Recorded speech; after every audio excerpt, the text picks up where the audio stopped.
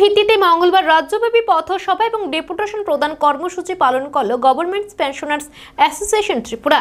কর্মসূচি থেকে মুখ্যমন্ত্রীর উদ্দেশ্যে স্মারকলিপি প্রদান করা হয়। মঙ্গলবার রাজধানী ওরিয়েন্ট চমুনি এলাকায় সংগঠনের পক্ষ থেকে পথসভার আয়োজন করা হয়। দীর্ঘদিন ধরে রাজ্যের পেনশনারদের বিভিন্ন দাবি রাজ্য সরকার মানছে না। এরই পরিপ্রেক্ষিতে 8 দফা দাবির ভিত্তিতে মঙ্গলবার রাজ্যব্যাপী পথসভা এবং ডেপুটেশন প্রদানের আয়োজন করে গভর্নমেন্ট পেনশনার্স অ্যাসোসিয়েশন ত্রিপুরা।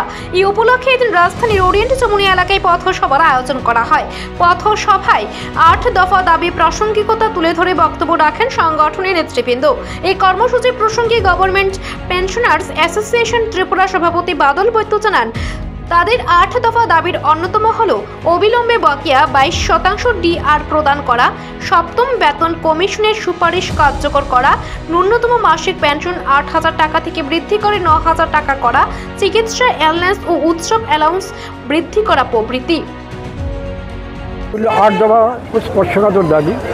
এই দাবিগুলোর মধ্যে মুখ্যত রয়েছে আমাদের 22% ডিআর অবিলম্বে দিতে হবে, আর রয়েছে সপ্তম বেতন কমিশনের যে সুপারিশ, এটা এখনও কার্যকরী হয়নি, সেটাকে অবিলম্বে কার্যকরী করতে হবে।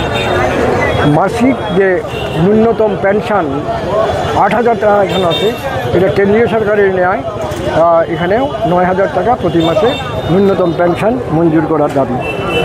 মাসিক চিকিৎসা ভাতা এবং আমাদের যে উৎসবের ভাতা আরও বৃদ্ধি করার দাবি আমাদের রয়েছে। বেতন কমিশনের কাছে যে সুপারিশ, যারা 2006 থেকে 31 ডিসেম্বর 2008 পর্যন্ত চাকরি করার পর 25 বছর পূর্ণ করে রিটায়ারমেন্টে গেছেন, তাদেরকে পূর্ণ পেনশন দিতে হবে।